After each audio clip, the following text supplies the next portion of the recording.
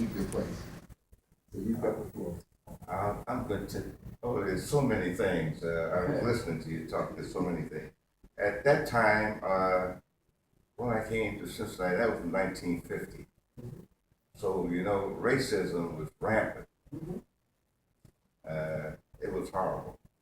Cincinnati included. Cincinnati was a bad place to live. So we always say that Cincinnati is about as far north as you can get being south. Because it really is racist. And you know, just keep talking because you got it. I remember there was not, I was born in 46. You know, so when I grew up, then literally, you know, that was the time when Emmett Till was killed. Yeah. And there was literally almost every week, there was a story about someone being lynched. Right. Literally every single week of my young life. So I was a middle teenager. Right. Please. All right. And where did I leave off? Tommy Bradshaw was recording for King Records. So I started recording with him, of course. And the odd thing about that, King Records was owned by a Jewish guy by the name of Sid Nathan. And Jewish people are a little different than the average white man. They know how to talk to black people. I guess I don't want to alienate anyone here, but they know how to get along with black people. I'll just leave it at that. But he was a tyrant. You know, he would holler and scream at you and like he was a slave. You know, a lot of musicians disliked him because of that. Because of course we're talking about being in the middle of a race war at that time. But it didn't affect Sid Nathan.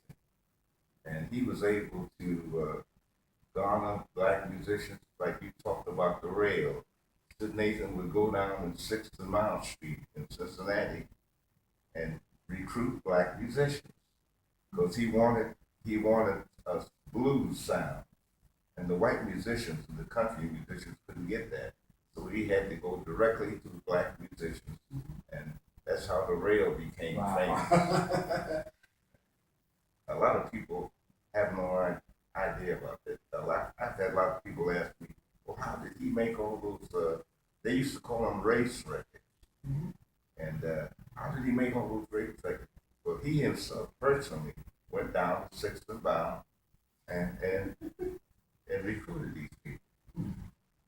But that didn't make him any of a nicer person. He was a horrible person. But he was The truth is the truth. yeah, he would crack a whip and he would embarrass you.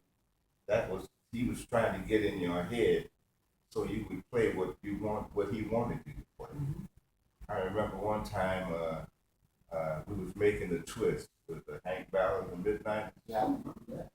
And we didn't know what beat to put with that.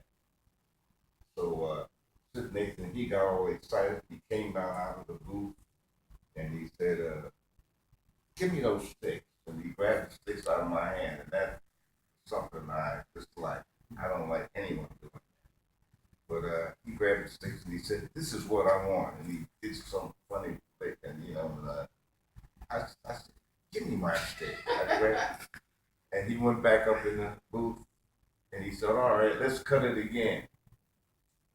I played the same beat that I played before he came down. And he said, that's it. That's it. That's funny. And Hank Ballard, we made the twist, and you know what happened. That went through the roof with sales. But it's my invention. I made that. Along with Lil Willie John, Fever, Good Rockin' Tonight with Wyoming Harris. Wow. I made over 400 recordings with Sid Nathan and King Records. For how many years? From 1951 to 1964.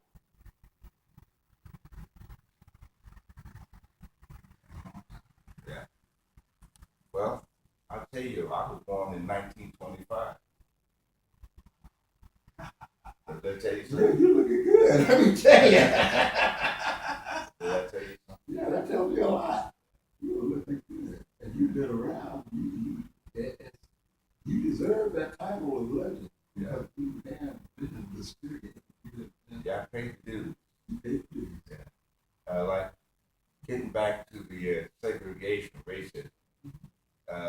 Sid Nathan, one thing about him that I admire, he didn't care what color you were, just so you could do the job. He wanted the best musicians, and he hired the best musicians to do the job. But you know, it was fine inside the studio, but you come out of the studio. I remember coming out of the studio one night, and me and a white musician, we had made some recordings. We went across the street to the coffee shop, and they would let me in right across the street from the recording studio. But they welcomed him, but said, we don't serve you. You know what they said? They used the N-word. That's the way it was. And but in King Records, Sid Nathan hired, he had Chinese people, Japanese, all kinds of people doing the work. And they got along inside that building. But once they came outside, they didn't know you. Wow. Isn't that strange? Yeah, but I've seen it. That happened in Cincinnati.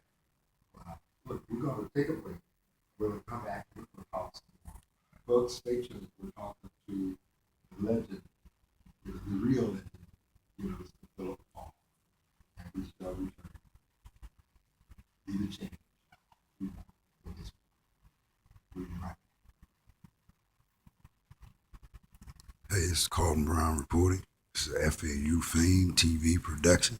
That was the legend, Mr. Philip Paul, and also the other civil rights legend, media legend, Mr. Robert Lee Harris himself.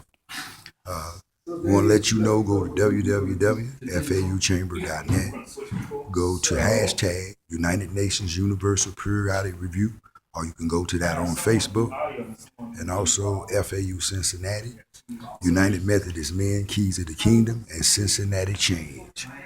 Because we are one people, one voice, and one beloved human family. And remember, I am you, and you are me, and all I see is my reflection.